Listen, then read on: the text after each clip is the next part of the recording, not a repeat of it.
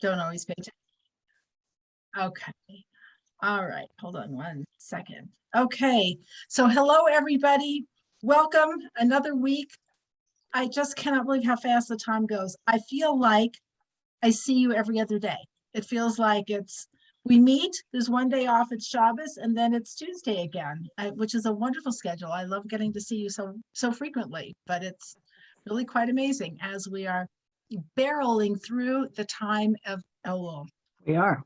So in order to focus and have so much, get the most out of our Elul, we want to talk about a few things having to do with Elul. So, because there's always something to talk about. So this is very interesting. We know that the names of the Hebrew months are not Hebrew. They come from, they're Babylonian names for most of them. And so we don't see the names of the months in the Torah. In the Torah, the months are called by their number. The first month, second month, third month, etc. Just like the days of the week are first Yom Rishon, Yom Sheni, Yom Shlishi, first day, second day, third day, etc. So the name Elul does not appear in the Torah.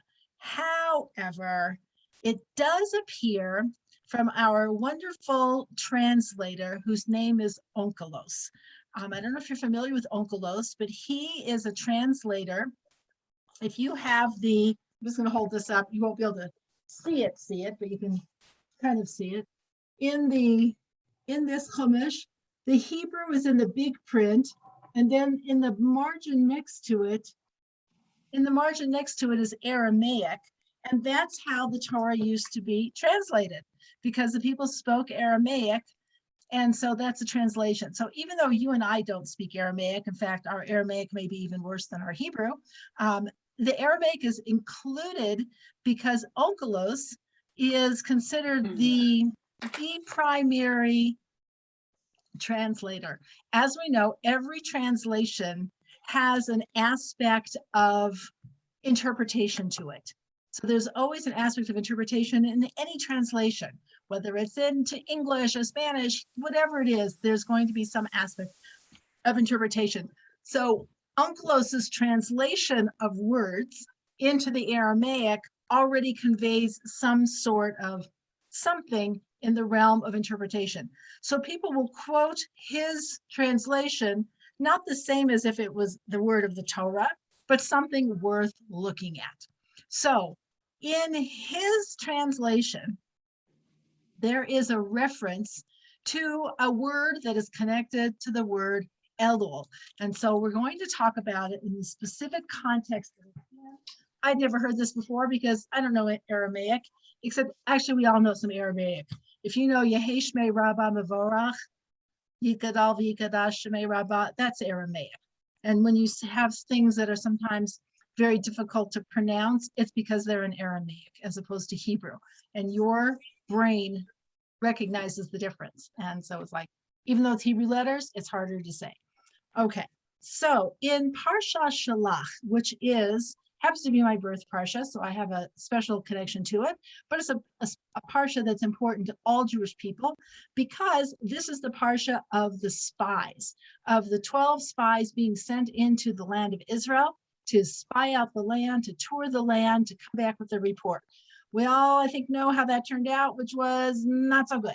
That was the result of, that led us to 40 years wandering in the desert.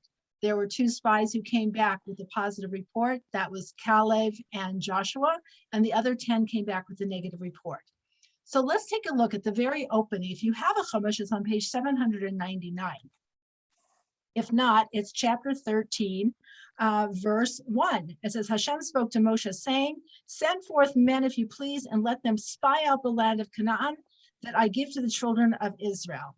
And the English the Hebrew that is there says, verse 2, Shalach Lecha, which is where we get the name of the name of the Parsha.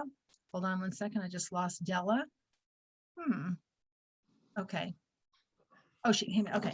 I'm sorry. It says Shalach Lecha, that's where we get the name of the Parsha. Shalach is to send. Anashim, people, Viyaturu, like the word latur, which means to tour the land. Onkelos, our friend Onkelos, says that the word that is used to spy out the land, to tour the land, is the Alelun. The Alelun. Do you hear how that sounds like Elul? It's Aleph Lamed Lamed Vav Nun. Alelun, and it is connected to the word Elul. It says in Aramaic, the word Elul, that word means to search out. It means to look. It means to investigate. It means to see what it's all about. So in this realm here, we now have that is how Onkelos is translating it, and that we are supposed to understand that is our job during Elul, is to seek things out. So now the question is, it's not just a translation of a word, but now we're going to have a choice. What kind of Elul, what kind of a searcher are we going to be?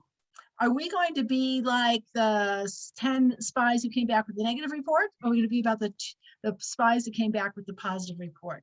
And so what does this even mean? Because when we're talking about our work during Elul, like what are we supposed to be doing?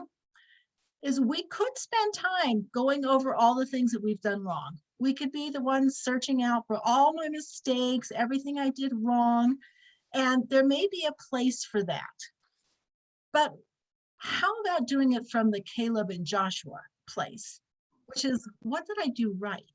What were all the things that my choices that were the right choices that led me in a good direction? You know, my choice where I chose to refrain from saying something that I could have said, or where I said something that was positive that I maybe wasn't inclined to, but I did, or a choice I made about how to spend my time, or anything like that. What were all the good choices?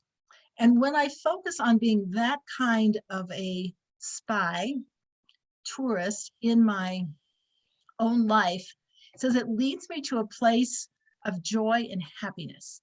And that this kind of place is a place also to be in the month of and I paid for 2 players, but I noticed on my Okay, so that in when we are in this place, like talk about your happy place, that this is the happy place of looking at my year and thinking about all of the blessings in my life, but mostly like, what did I do right? And some people, they have a hard time.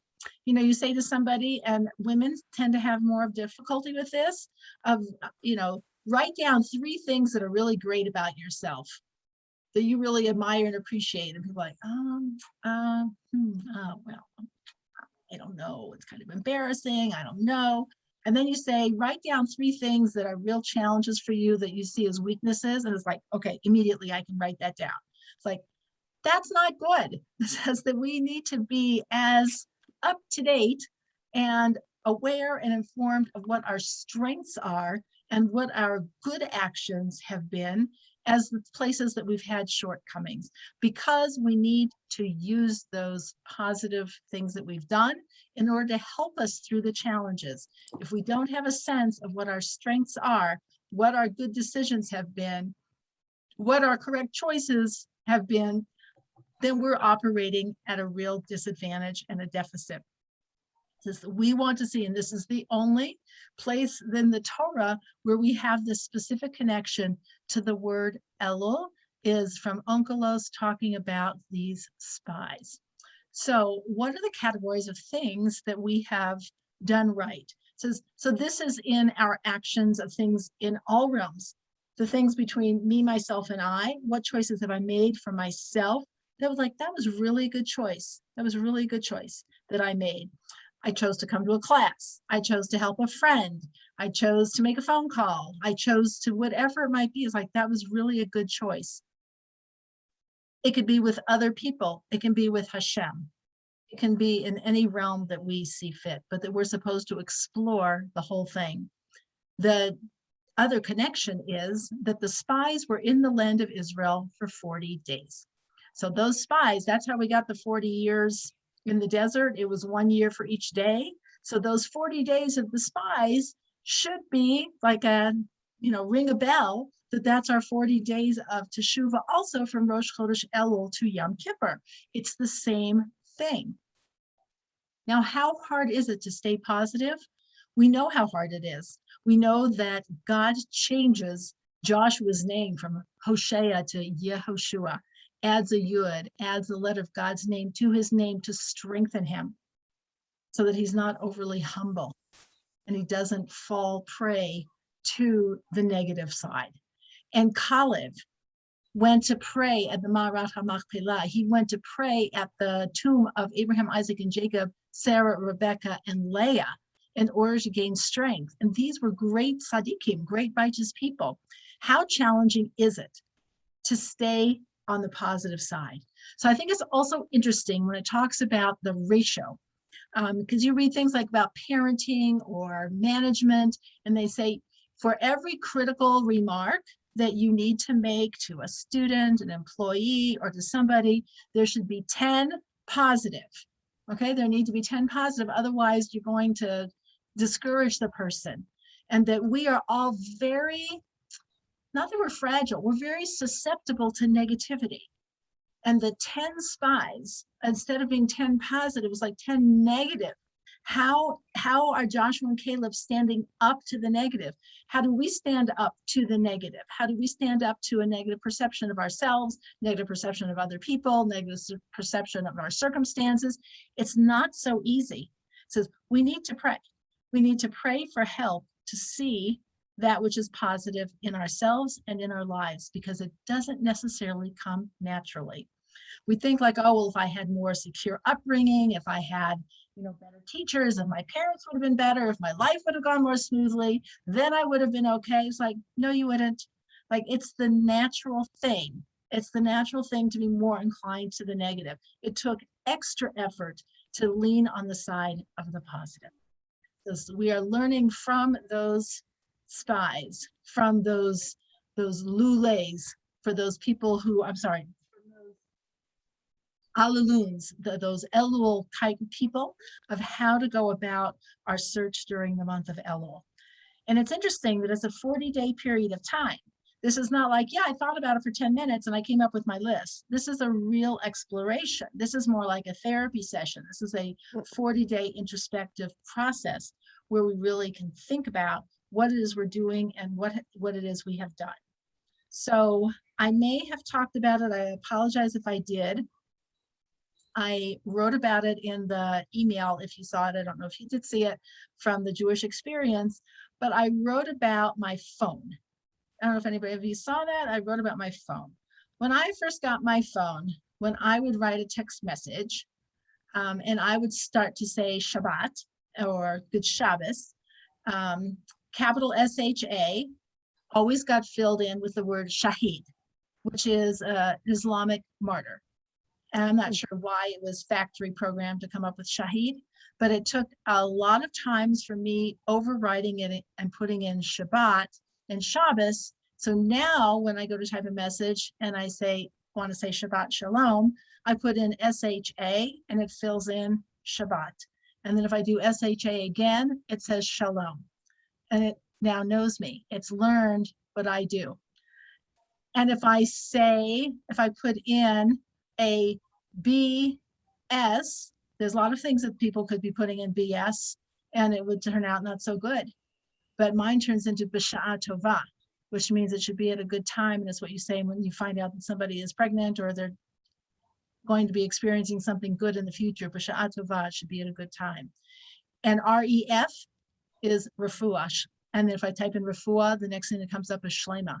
So it says that our phone is designed to be responsive to what we do on a continuous and repetitive basis.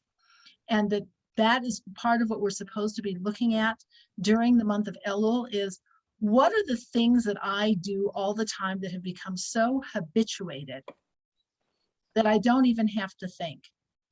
And some people are like, oh, you should be thinking every moment. It's like, you can't be thinking every moment. I can't think at every second what I'm going to be thinking, what I'm going to say, and what I'm going to do. And there has to be some sort of programming in there and the neural pathways that are developed that makes it easier each time. I'm relying on that. This is like, God forbid, somebody who has a stroke. And when they say somebody had to learn how to walk all over again, or they had to learn how to eat, or they had to learn how to do these things. Seriously, we do not want to be starting from scratch. So that's very helpful. On the other hand, there may have been some things that got in there that are not so helpful. So this is the time for a reset on those things that are habitual. We have a reference to that as well, because the spies are called miraglim. The word for a spy is miraglim, and it comes from the word regel, which means foot or leg. And it also is the root of the word regil, which means regularly or habitually. It says, we are products of our habits, of how we go. The way we go is the way we go. It says, so that this is like the miraglim, that the ones who were negative, they didn't all of a sudden become negative when they went into the land of Israel. We don't suddenly become anything. You remember when you were little and you made like a funny face or whatever, you wrinkled your nose and your mother would say, say that again, Della? And your mother said you'd freeze like that? You'd freeze like that. Guess what? She was right. There's like those little marks, you know, the verkrumpte punum. It's like you don't get a verkrumpte punum in one night. You get a verkrumpte punum by having a verkrumpte punum day in and day out. That's how you get it. So all of these things are come in through what is regil, what is this? And the spies were people who had to have had a perspective before they went into the land of Israel in order to have that perspective once they got there. You don't come up with anything magically overnight. It just doesn't happen. I mean, you can have a crisis and maybe that can throw you into something else, but people are basically who they are and they just become more of it, you know? And I'm not talking about somebody, God forbid, who has, you know, we know people who, God forbid, have had dementias or some kind of form of Alzheimer's or something like that. And they really do have personality changes, and it's very painful and very sad and awful. But the normal aging process is to become more of what you've always been. And so that needs to be taken a look at. Like, what is it that we are doing that isn't bad? It's just habituated to go in a certain direction, and we maybe want to correct our course and do something a little bit differently. So this we have from our Parsha of Shalach, is we have the reference to the month of Elul, that means to be the spies. It's a recognition of how challenging it is to focus on the positive and to come up with a hopeful report, and that we need help, and that both of our leaders of Caleb and Joshua got help, either directly from Moshe or they went to the cave of the patriarchs, which means since Moshe Rabbeinu is not speaking to us, and we are not going to the cave of the patriarchs unless God willing coming to Israel with me, and then we're going to Hebron to the cave of the patriarchs. But in the meantime, says we need to pray for ourselves to be able to have a positive perspective about what it is we have done well, so that we can habituate ourselves to do more of it. There's fascinating research about habits and how habits get formed, and the force that is behind it, the weightiness of a habit is really, it's amazing that we're able to break any bad habits whatsoever, because the weight of it needs to be strong, but the challenge is that it is very strong. So that's the first thing, the section that comes from Shalach about the spies and Onkelos's word that relates to Elul, the Elul people who were going out to investigate. Okay, any thoughts, ideas, questions about that, being able to identify our strengths, our positive achievements, anything like that? Just even look back through your calendar.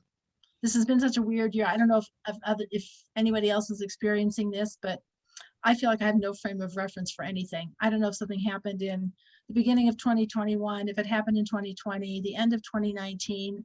It's all just a total blur, really a total blur.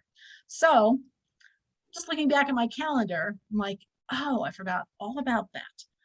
And just thinking about things that have gone well, things that have not gone so well, why, etc. But mostly how things have gone well, so that we can come from a position of strength. Okay, related to that is going, really speaking from both directions, which is that Psalm 27, which is we recite twice a day every day from the beginning of Rosh Chodesh Elul until the end of Shmini Atzeret. And it's Psalm 27, and at the end, one of the reasons that it's read for a number of reasons, but one of them is that at the end it says, Lulei ha'amanti lirot b'tuv Hashem be'eretz chaim. Had I not believed that I would see the Lord's goodness in the land of the living. This is King David, and he has a dangling sentence, and then it's ... Had I not believed that I would see the Lord's goodness in the land of the living, what? It doesn't say, it just stops. Like, what would have happened? What does happen if he hadn't believed? What happens if we don't have faith, if we don't have trust? So the word lule is lamed vav, lamed aleph, which spells Elul backwards. Elul is aleph, lamed vav, lamed. This is lamed vav, lamed aleph. So it's lule ha'amanti. Had I not believed that I would see the goodness of Hashem in the land of the living. This is the word lule, since it's reversed. We understand this is a retrospective, looking back. Had I not believed in, and I'm going to offer that again, this is taking a look at the things that we have done in a positive way. Had I not had faith, had I not had trust, had I not had love, had I not had appreciation, had I not had fill in the blank, and to be able to look back at this past year in that same way. I say, had I not had all of you to learn with, for the past year and a half, I feel like people talk about how difficult and challenging the time has been. I feel so fortunate. Had I not had you, had I not had my home, had I not had, in my case, my spouse, had I not had my community, had I not had, 101 things. And this is a counting your blessings lule. Had I not had the vaccine, had I not had, whatever it is, however we do that count, it's like, what is it that allowed us to get through a year of challenges? King David is a person who lived from one challenge to the next, literally threats against his life from people closest to him, his father-in-law, his son, his closest advisors, even as one of his wives didn't like him so much. I mean, this is a person who had it really challenging, but he's saying, had I not believed in seeing the good of God in the land of the living, and he doesn't fill it in, like, I don't know what, but basically is, I don't know what would have become of me. Excuse me. So what were the blessings? Had you not had what would have happened? What would our life have been? Most of us are saying, looking back on what we didn't have and saying, well, we didn't get to do this, we didn't get to do that, and this was canceled, and this was postponed, and this was changed, and this was all this, and it's like, yep, there's plenty of that. There's plenty of that. But here's King David, who is advising us to do a retrospective Elul backwards and look back and say, had I not believed that I would see the goodness of Hashem in the land of the living, fill in the blank. And it's not that King David is lacking in words. He's usually very articulate and very poetic. This is one of, I'm not sure if there are other places where he leaves the rest of the sentence unspoken for us to fill in the blank. So what was it that preserved us? And that is a tremendous source of gratitude. So this goes along with the positive things that we've done and said, and our actions, evaluating ourselves, of being that kind of a spy, of spying out, investigating ourselves. But then this is from the other side of looking at what we have been the recipients of, what others have done for us, what we have benefited from, all of that. Lule, had I not. And that list should be a very long list for everybody, So that is King David. So we say this twice a day, Lule.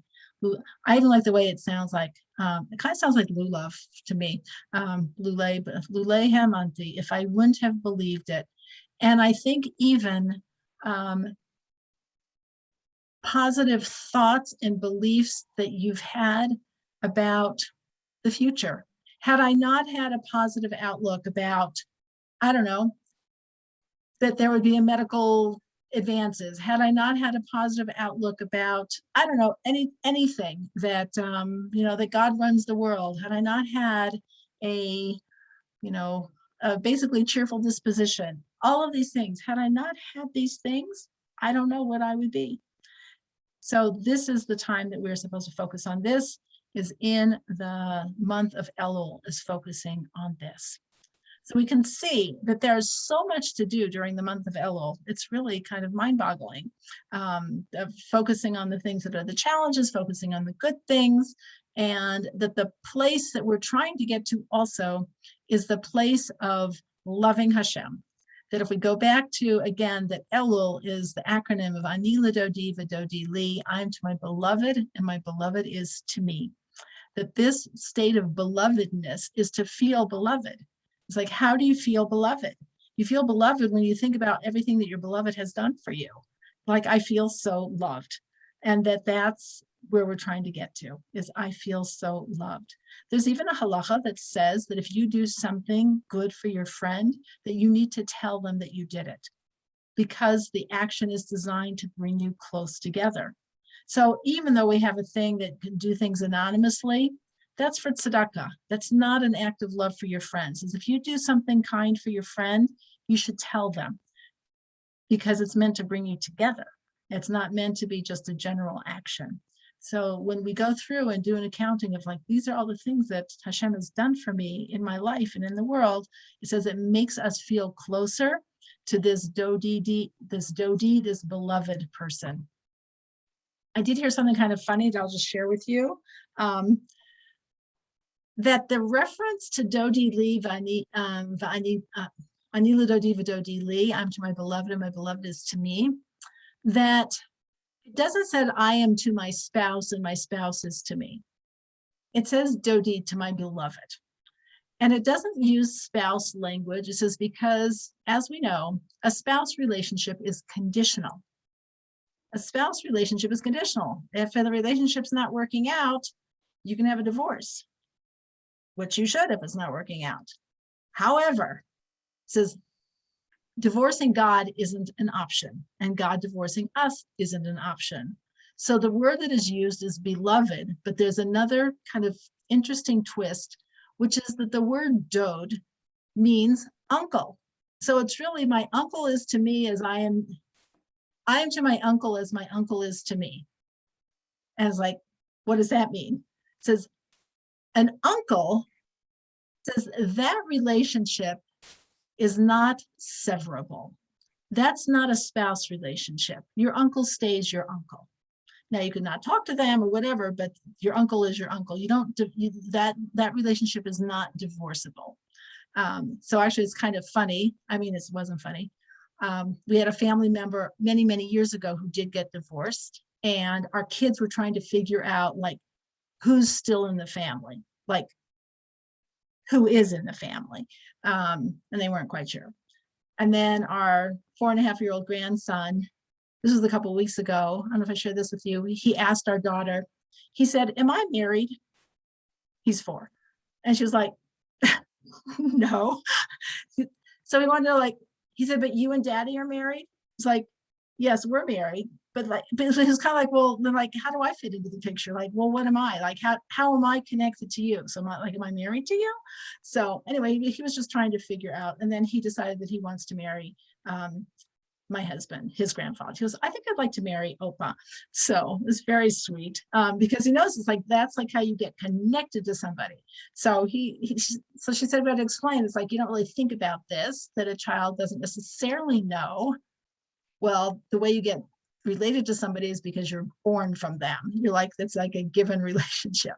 And that is, you can't divorce that. That is a permanent thing. So that this language of Ani l'Dodi v'Dodi li means, like, I am to my uncle as my uncle is to me. That is calling God as my uncle. It's like, you're not divorcing, he's not divorcing you. He's staying your uncle. So it's not that we think of God as our uncle, but that relationship, that it's not conditional. Because a marriage relationship is conditional. And there are people who think God hates me and he's divorcing me. There's a whole other religion out there that says that God did divorce the Jewish people and made a new covenant with the new people. So we're like, no, that's not the way this works. This is an eternal covenant that we have with God. This is one of being related from birth. So we are in that kind of relationship with God, which is why that's what we are referencing during the month of Elul. It is an unconditional, no matter what, we are connected to God in this eternal covenant. So that is our relationship during the month of Elul. When we are in this time period, we are also reading from the Parsha of KiTavo, which KiTavo El Haaretz is when you come into the land. And this Parsha has in it some hints to us about what the source is of the greatness of the Jewish people. And I always find it very telling. Hold on 1 second. This is in a section, it's called the blessings and the curses, but this is what it says here. This is on page 1077 or chapter 28, verse 9. It says, Hashem will confirm you for himself as a holy people, as he swore to you, if you observe the commandments of Hashem your God and you go in his ways. Then verse 10, then all the peoples of the earth will see that the name of Hashem is proclaimed over you, and they will revere you.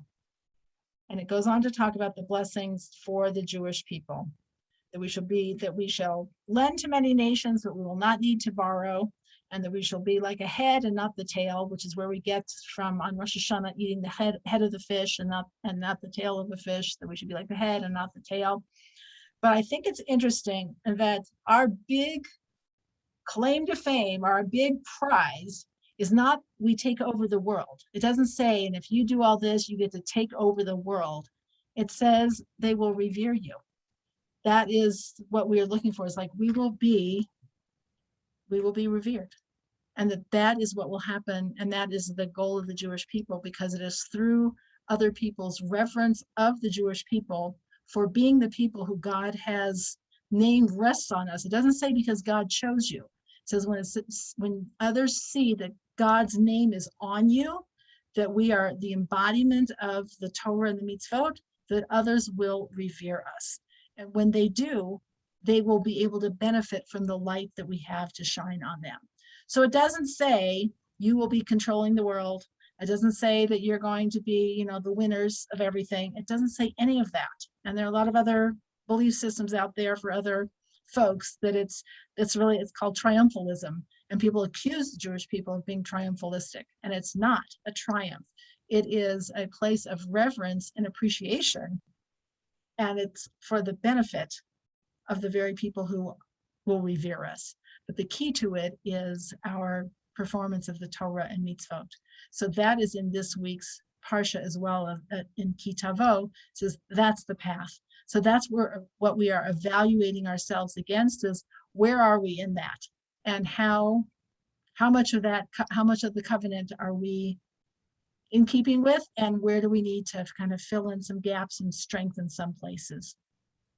So as we go through that cheshbon hanefesh, that kind of accounting of our soul, we're going through that place. But we have to come through that accounting from a place of, I would say, high spiritual self-esteem, of going back to, we need to see what it is we are doing well, what we're doing right, what we have been the instigators of choices we've made, as well as what we've been the beneficiaries of. And that gives us a complete picture and enables us to go in to take that strength and pursue and figure out, okay, now where do I need to strengthen? Where do I need to up my game? This is, what do they do? Like a SWOT analysis, strengths, weaknesses, opportunities, and threats, that they do that. I don't like threats so much, but it's the negative things. But it starts with, if you notice the order, strengths, weaknesses, opportunities, and threats. That if you start like, well, let's first talk about everything that's going wrong, everybody's so demoralized they can't even move forward. So our Elul work needs to come from the same place of having a Caleb and Joshua positive perspective, and then we can go into Parsha KiTavo, and we can take a look at, are we deserving of reverence from other nations? How are we doing in manifesting God's Torah in this world and bringing God's presence into the world very clearly and accurately? So that's the work of Elul Lulei Hamanti. Had I not, had you all, had I not believed that God's running the world, had I not had all the blessings that I've had, I don't know. I would not be able to be here in the same way. So coming from a place of gratitude, a lot of positive energy, looking forward to the coming year with all of its challenges, which honestly, I have to say, I don't have to tell you, it just totally freak you out between what's going on in the world and even just what happened here in Denver last week with the murder of the yeshiva boy. There's so many horrifying things at the individual and the collective level. It could be completely immobilizing. And on one hand, I have to say, in a way, it feels like a luxury.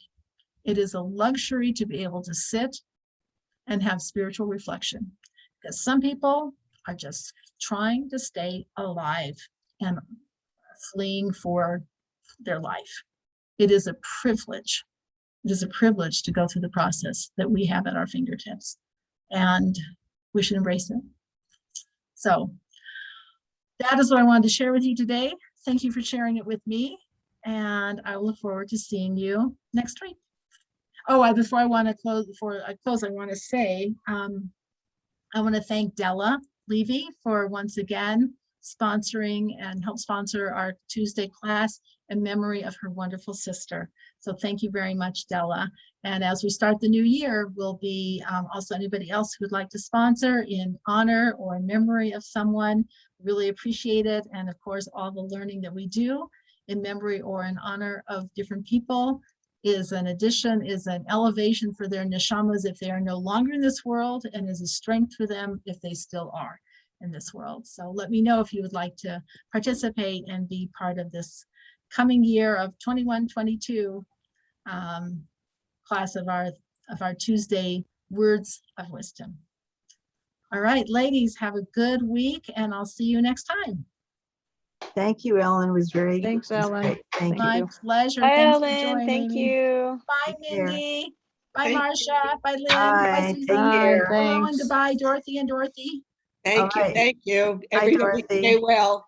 You too. Happy Bye-bye. Rosh Hashanah all. Wow. Thanks, Ellen. Thanks, Lisa. Give my best to Sandy. I will do that. It's so nice to see you. It's been such a long time. I So, know. all right. Well, we'll catch up soon. Okay, take care. Take care. Bye. Bye-bye. Bye-bye.